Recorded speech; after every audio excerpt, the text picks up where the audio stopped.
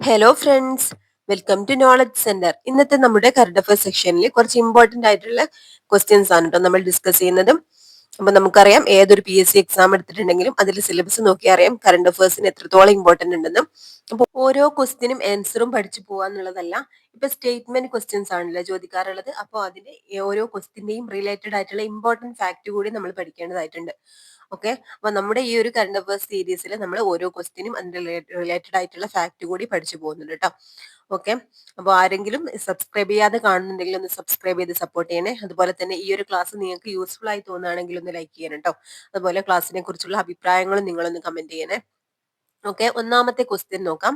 കൃഷി വകുപ്പിന്റെ കാർഷിക പുരസ്കാരങ്ങളിൽ മികച്ച തദ്ദേശ സ്ഥാപനത്തിനുള്ള അച്യുതമേനോൻ സ്മാരക പുരസ്കാരം 2025 ലഭിച്ച ഗ്രാമപഞ്ചായത്ത് ഏതെന്നാണ് കേട്ടോ. ഏതാണ് ഗ്രാമപഞ്ചായത്ത്? മീനങ്ങാടി ഗ്രാമപഞ്ചായത്ത്. മീനങ്ങാടി ഗ്രാമപഞ്ചായത്ത് എവിടെയാണ്? വയനാട് ജില്ലയിലെ സുൽത്താൻ ബത്തേരി താലൂക്കിലാണ് സ്ഥിതി ചെയ്യുന്നത് കേട്ടോ. മീനങ്ങാടി ഗ്രാമപഞ്ചായത്ത് വയനാട് ജില്ലയിലെ സുൽത്താൻ ബത്തേരി താലൂക്കിലാണ് സ്ഥിതി ചെയ്യുന്നത്. ഓക്കെ, ഇനി എന്താണ് ഈ ക്വസ്റ്റ്യന്റെ പ്രത്യേകത? തുടർച്ചയായിട്ട് 2ാം വർഷമാണ് മീനങ്ങാടി ഗ്രാമപഞ്ചായത്തിന് ഈ ഒരു പുരസ്കാരം ലഭിക്കുന്നത് കേട്ടോ. അതായത് 2024ലും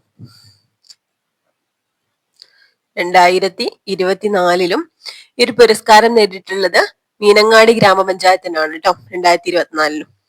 ഓക്കെ, അപ്പൊ എന്തൊക്കെ നേട്ടങ്ങൾ പരിഗണിച്ചിട്ടാണ് മീനങ്ങാടി ഗ്രാമപഞ്ചായത്തിന് ഈ ഒരു പുരസ്കാരം നൽകിയിട്ടുള്ളത്? തരിശുരഹിത പഞ്ചായത്ത് പദ്ധതി. ഏതൊക്കെയാണ്? തരിശുരഹിത പഞ്ചായത്ത് പദ്ധതി, തരിശുരഹിത പദ്ധതി. പിന്നെന്താണ്? മണ്ണൊരുക്കം പദ്ധതി. മണ്ണൊരുക്കം പദ്ധതി എന്താണ്? മണ്ണൊരുക്കം പദ്ധതിയിലൂടെ കിഴങ്ങ് വർഗ്ഗ കൃഷി വ്യാപിപ്പിച്ചിട്ടുണ്ടായിരുന്നു കേട്ടോ. മണ്ണൊരുക്കം പദ്ധതി.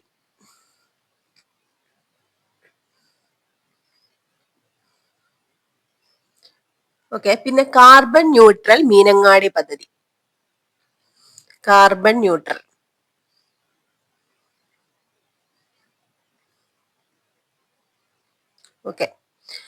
ഓക്കെ, ഈ ഒരു പദ്ധതിയൊക്കെ ആവിഷ്കരിച്ചതിന്റെ അടിസ്ഥാനത്തിലും ആണ് ഈ ഒരു പുരസ്കാരം മീനങ്ങാടി ഗ്രാമപഞ്ചായത്തിന് നൽകിയിട്ടുള്ളത് കേട്ടോ. ഓക്കെ, 2025 ഓഗസ്റ്റ് 1-ന്, അതായത് ചിങ്ങം 1 കർഷക ദിനത്തില് നമ്മുടെ മുഖ്യമന്ത്രി ആയിട്ടുള്ള പിണറായി വിജയനാണ് ഈ ഒരു പുരസ്കാരം മീനങ്ങാടി ഗ്രാമപഞ്ചായത്തിന് നൽകുന്നത് കേട്ടോ, നൽകിയിട്ടുള്ളത്. അപ്പൊ എന്താണ് ഇതിന്റെ സമ്മാനമായിട്ട് ലഭിക്കുന്നത്? 10 ലക്ഷം രൂപയും ഫലകവും അതുപോലെ പ്രശസ്തി പത്രവുമാണ് കേട്ടോ. 10 ലക്ഷം രൂപയും ഫലവും പ്രശസ്തി പത്രവുമാണ് ഈ ഒരു പുരസ്കാരത്തിന്റെ സമ്മാനം. ഓക്കെ, അപ്പൊ 2024ലും 2025ലും ലഭിച്ചിട്ടുള്ളത് മീനങ്ങാടി ഗ്രാമപഞ്ചായത്തിനാണ്. വയനാട് ജില്ലയിലെ സുൽത്താൻ ബത്തേരി താലൂക്കിലാണ് സ്ഥിതി ചെയ്യുന്നത് മീനങ്ങാടി. അതുപോലെ പിന്നെന്താണ് പറയാനുള്ളത്? ഒരു വർഷത്തെ സാധാരണയായിട്ട് എന്താണ്, ഒരു വർഷത്തെ മികച്ച പ്രവർത്തനം വിലയിരുത്തിയിട്ട് അടുത്ത വർഷമാണ് ഈ ഒരു പുരസ്കാരം നൽകുന്നത് കേട്ടോ. അപ്പൊ ഇത്രയും കാര്യങ്ങളാണ് പിന്നെ പഠിക്കാനുള്ളത്. അതുപോലെ എന്തൊക്കെ അടിസ്ഥാനമാക്കിയാണ്? തരിശുരഹിത പഞ്ചായത്ത് പദ്ധതി, മണ്ണൊരുക്കം പദ്ധതിയിലൂടെ എന്താണ്, കിഴങ്ങ് വർഗ്ഗ കൃഷി വ്യാപിച്ചിട്ടുണ്ടായിരുന്നു. അതുപോലെ കാർബൺ ന്യൂട്രൽ മീനങ്ങാടി പദ്ധതി. ഇത്രയും കാര്യങ്ങളാണ് ഇമ്പോർട്ടന്റ് ആയിട്ടുള്ളത് കേട്ടോ ഈ ഒരു ക്വസ്റ്റ്യനെ പറ്റി. ഓക്കെ, ഇനി നമുക്ക് അടുത്ത ക്വസ്റ്റ്യൻ നോക്കാം. 2ാമത്തെ ക്വസ്റ്റ്യൻ എന്താണ്? ISO സർട്ടിഫിക്കേഷൻ ലഭിച്ച ഇന്ത്യയിലെ ആദ്യ പോലീസ് സ്റ്റേഷൻ ഏതെന്നാണ് കേട്ടോ. ISO സർട്ടിഫിക്കേഷൻ ലഭിച്ച ഇന്ത്യയിലെ ആദ്യ പോലീസ് സ്റ്റേഷൻ ഏതാണ്? ആർത്തുങ്കൽ പോലീസ് സ്റ്റേഷൻ ആണ് കേട്ടോ. ആർത്തുങ്കൽ പോലീസ് സ്റ്റേഷൻ ആലപ്പുഴ ജില്ലയിലാണ് സ്ഥിതി ചെയ്യുന്നത്. ഓക്കെ, 2025 ജൂലൈ 10-നാണ് കേട്ടോ ഈ ഒരു നേട്ടം കൈവരിക്കുന്നത്. ആർത്തുങ്കൽ പോലീസ് സ്റ്റേഷൻ 2025 ജൂലൈ 10-ന്.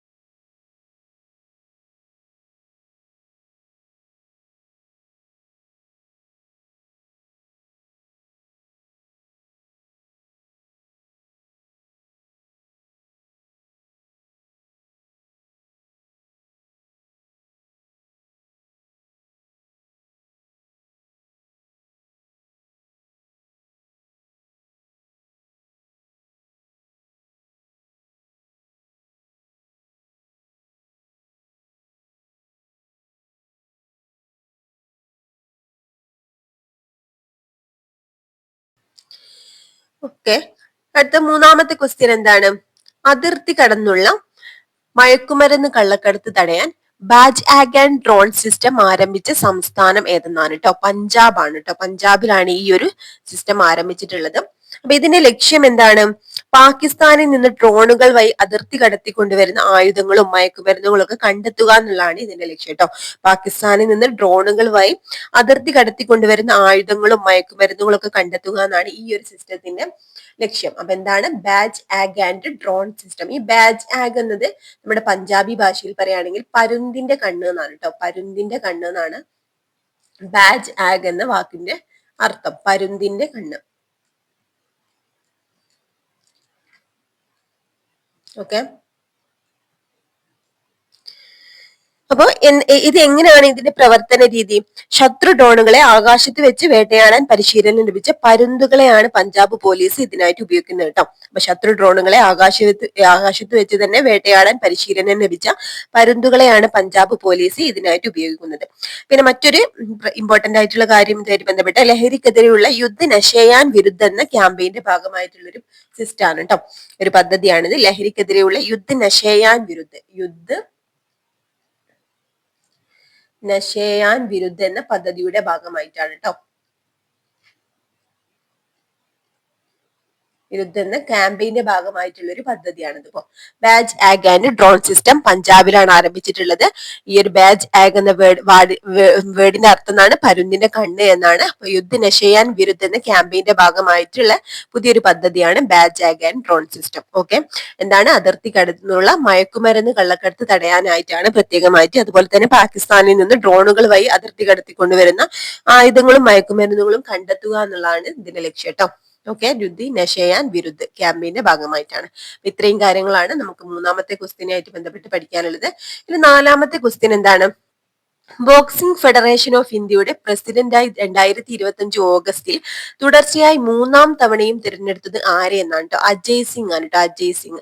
ഓക്കെ, 2025 ഓഗസ്റ്റിലാണ് കേട്ടോ. ഓഗസ്റ്റ് 21 2025 ഓഗസ്റ്റ് 21 വോട്ടെടുപ്പ് ഉണ്ടായിരുന്നത്. അപ്പൊ സിക്കിമിൽ നിന്നുള്ള മുൻ ഒളിമ്പ്യൻ ജസ്ലാൽ പ്രധാനെ പരാജയപ്പെടുത്തിയാണ് അദ്ദേഹം ഈ ഒരു പദവിയിലേക്ക് എത്തുന്നത് കേട്ടോ. അപ്പൊ എന്താണ് പ്രസ്താവനയായിട്ട് ചോദിക്കാൻ സാധ്യതയുണ്ട്. സിക്കിമിൽ നിന്നുള്ള മുൻ ഒളിമ്പ്യൻ ജസ്ലാൽ പ്രധാനെ പരാജയപ്പെടുത്തിയാണ് നമ്മുടെ ഈ ഒരു അജയ് സിംഗ് ഈ ഒരു പദവിയിലേക്ക് എത്തുന്നത് കേട്ടോ. ഇദ്ദേഹത്തിന് പറ്റി പറയുകയാണെങ്കിൽ സ്പൈസ് ജെറ്റ് എയർലൈൻസിന്റെ മേധാവിയാണ് കേട്ടോ. സ്പൈസ് ജെറ്റ് എയർലൈൻസിന്റെ മേധാവിയാണ് അജയ് സിംഗ്. സ്പൈസ് ജെറ്റ് എയർലൈൻസിന്റെ മേധാവിയാണ്. അതുപോലെ നമ്മുടെ ബോക്സിംഗ് ഫെഡറേഷൻ ഓഫ് ഇന്ത്യയുടെ ജനറൽ സെക്രട്ടറി ഇപ്പോൾ ആരാണ്? പ്രമോദ് കുമാർ ആണ് കേട്ടോ. ജനറൽ സെക്രട്ടറി പ്രമോദ് കുമാർ ആണ് ഇപ്പോഴത്തെ ജനറൽ സെക്രട്ടറി. ഇപ്പൊ president Ajay Singh, general secretary Pramod Kumar ആണ്. ഓക്കെ, അപ്പൊ തുടർച്ചയായി മൂന്നാം വർഷം നമ്മൾ പറഞ്ഞു അല്ലെ. അപ്പൊ ഏതൊക്കെ വർഷങ്ങളിലാണ് ബാക്കി? 2016 അതുപോലെ 2021 ഇദ്ദേഹം തന്നെ ആയിരുന്നു. അജയ് സിംഗ് ആയിരുന്നു ബോക്സിംഗ് ഫെഡറേഷൻ ഓഫ് ഇന്ത്യയുടെ പ്രസിഡന്റ് കേട്ടോ. 2021 ഓക്കെ, 2016 2021 ഇപ്പോ 2025 സ്പൈസ് ജെറ്റ് എയർലൈൻസിന്റെ മേധാവിയാണ്. ഓക്കെ, ഇപ്പൊ ഇത്രയും കാര്യങ്ങളാണ് ഈ ഒരു ക്വസ്റ്റ്യനായിട്ട് ബന്ധപ്പെട്ട് ഇമ്പോർട്ടന്റ് ആയിട്ടുള്ള പോയിന്റ്സ്. ഓക്കെ, ഇനി അഞ്ചാമത്തെ ക്വസ്റ്റ്യൻ എന്താണ്?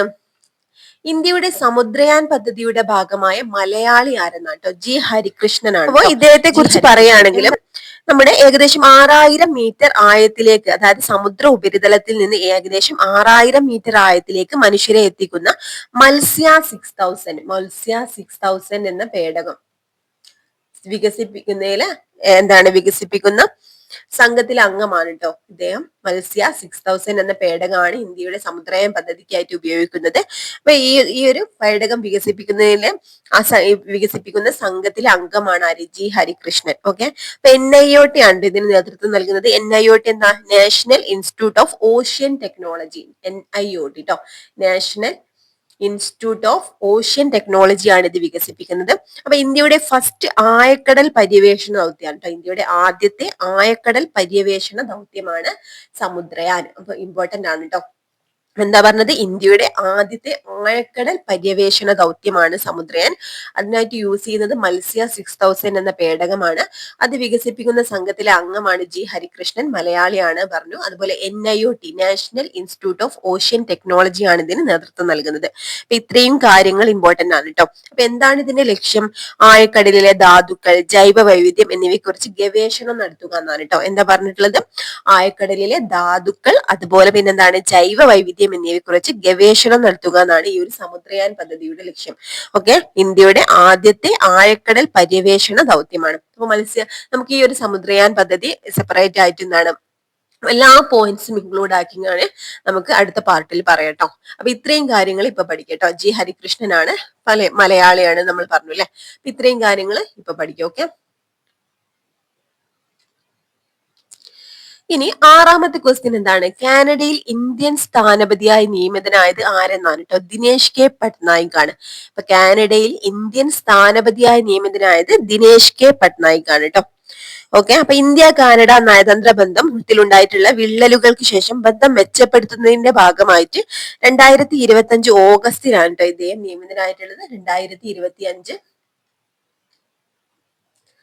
2025 ഓഗസ്റ്റിലാണ് ദിനേശ് കെ പട്നായിക് ഇന്ത്യൻ സ്ഥാനപതിയായിട്ട് കാനഡയിൽ നിയമിതനായത്. ഓക്കെ, ഇനി ഇദ്ദേഹത്തെ പറ്റി പറയുകയാണെങ്കിൽ ഇദ്ദേഹം 1990 IFS ഉദ്യോഗസ്ഥനാണ് കേട്ടോ. 1990 IFS ഉദ്യോഗസ്ഥനാണ്.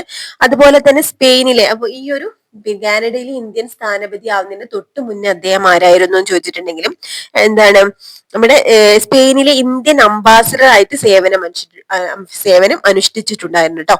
സ്പെയിനിലെ ഇന്ത്യൻ അംബാസിഡർ ആയിരുന്നു കേട്ടോ. ഇത്രയും കാര്യങ്ങൾ ഈ ഒരു ക്വസ്റ്റ്യൻ ആയിട്ട് ബന്ധപ്പെട്ട് പഠിക്കാം. അപ്പൊ ഒന്നുകൂടി നോക്കാം. കാനഡയിൽ ഇന്ത്യൻ സ്ഥാനപതിയായി നിയമിതനായത് ആരും ചോദിച്ചാൽ ദിനേശ് കെ പട്നായിക് ആണ്. 2025 ഓഗസ്റ്റിലാണ് നിയമിതനായിട്ടുള്ളത്. അപ്പൊ എന്താണ്, ഇന്ത്യയും കാനഡയും തമ്മിലുള്ള ഒരു നയതന്ത്ര ബന്ധം ഒന്നുകൂടി മെച്ചപ്പെടുത്തുന്നതിന്റെ ഭാഗമായിട്ടാണ് 2025 ഓഗസ്റ്റിൽ ഇദ്ദേഹത്തെ ഇന്ത്യൻ സ്ഥാനപതിയായിട്ട് കാനഡയിൽ നിയമിച്ചിട്ടുള്ളത് കേട്ടോ. ഇദ്ദേഹം 1990 IFS ഉദ്യോഗസ്ഥനാണ്. അതുപോലെ തന്നെ എന്താണ്, സ്പെയിനിലെ ഇന്ത്യൻ അംബാസിഡർ ആയിട്ട് ഇദ്ദേഹം സേവനം അനുഷ്ഠിച്ചിട്ടുണ്ട്. അപ്പൊ ഇത്രയും കാര്യങ്ങൾ ഈ ഒരു ക്വസ്റ്റ്യനായിട്ട് പഠിക്കാനുള്ള കാര്യങ്ങളാണ് കേട്ടോ പറഞ്ഞിട്ടുള്ളത്. അടുത്ത ക്വസ്റ്റ്യൻ, ഏഴാമത്തെ ക്വസ്റ്റ്യൻ എന്താണ്? 2025 SAF-U-17 വനിതാ ചാമ്പ്യൻഷിപ്പ് നേടിയ രാജ്യം ഏതെന്നാണ് കേട്ടോ. ഏതാണ്? 2025 SAF-U-17 എന്ന വനിതാ ചാമ്പ്യൻഷിപ്പ് നേടിയ രാജ്യം ഏതാണ്? ഇന്ത്യ ആണ് കേട്ടോ. ഇന്ത്യ ആണ് നേടിയിട്ടുള്ളത്. അപ്പൊ ഇത് ഈ ഒരു ക്വസ്റ്റ്യന്റെ പ്രത്യേകത എന്താണ്? 2025 അതിനു മുന്നേ എന്താണ്, ഇത് ഇന്ത്യയുടെ ഈ ഒരു SAF-U-17 വനിതാ കിരീടം, അത് മൂന്നാമത്തെ വനിതാ കിരീടമാണ് കേട്ടോ. അതായത് ഇന്ത്യയുടെ മൂന്നാം കിരീടമാണ്. ഓക്കെ, ഇതിനു മുമ്പ് 2018 അതുപോലെ 2019 വർഷങ്ങളിലും ഇന്ത്യക്ക് തന്നെയായിരുന്നു ഈ ഒരു SAF-U-17 കിരീടം. ഓക്കെ, അപ്പൊ ഏതൊക്കെ രാജ്യങ്ങളാണ് എവിടെ വെച്ചിട്ടാണ് നടന്നിട്ടുള്ളത്? ഭൂട്ടാനിലെ തിംഫുവിൽ വെച്ചിട്ടാണ് കേട്ടോ. ഭൂട്ടാനിൽ വെച്ചിട്ടാണ് നടന്നിട്ടുള്ളത്. ഭൂട്ടാനിലെ തിംഫുവിൽ വെച്ചിട്ടാണ് ഈ ഒരു മത്സരം നടന്നിട്ടുള്ളത്. അപ്പൊ ഇന്ത്യയുടെ മൂന്നാം കിരീടമാണെന്ന് പറഞ്ഞു. അതുപോലെ തന്നെ ഏതൊക്കെ രാജ്യങ്ങളാണ് ഈ ഒരു പ്രോഗ്രാമിൽ പങ്കെടുത്തിട്ടുള്ളത്? ബംഗ്ലാദേശ്, ഇന്ത്യ, അതുപോലെ ഭൂട്ടാൻ, നേപ്പാൾ കേട്ടോ. ബംഗ്ലാദേശ്, ഈ 4 രാജ്യങ്ങളാണ് ഈ ഒരു ചാമ്പ്യൻഷിപ്പിൽ പങ്കെടുത്തിട്ടുള്ളത്. ഇന്ത്യ, ബംഗ്ലാദേശ്, ഭൂട്ടാന്, നേപ്പാൾ. ഇന്ത്യ, ബംഗ്ലാദേശ്, അതുപോലെ ഭൂട്ടാൻ, നേപ്പാൾ കേട്ടോ. നമ്മൾ ഭൂട്ടാനെ വെച്ചിട്ടാണ് നടന്നത്. ആദ്യത്തെ രാജ്യം ഭൂട്ടാനാണ്. പിന്നെ അതുപോലെ ഇമ്പോർട്ടന്റ് ആയിട്ടുള്ള കാര്യം പറയുകയാണെങ്കിൽ റണ്ണേഴ്സ് അപ്പ് ആയത്, ഓക്കെ, റണ്ണർ അപ്പ് ആയത് ആരാണ്? റണ്ണേഴ്സ് അപ്പ് ആയത് ബംഗ്ലാദേശ് ആണ് കേട്ടോ. റണ്ണേഴ്സ് അപ്പ് ആയത് ബംഗ്ലാദേശ് ആണ്. നേപ്പാള്, ഭൂട്ടാൻ, ഇത്രയും രാജ്യങ്ങളാണ് പങ്കെടുത്തിട്ടുള്ളത്. ഭൂട്ടാനിലെ തിംഫുവിൽ വെച്ചിട്ടായിരുന്നു.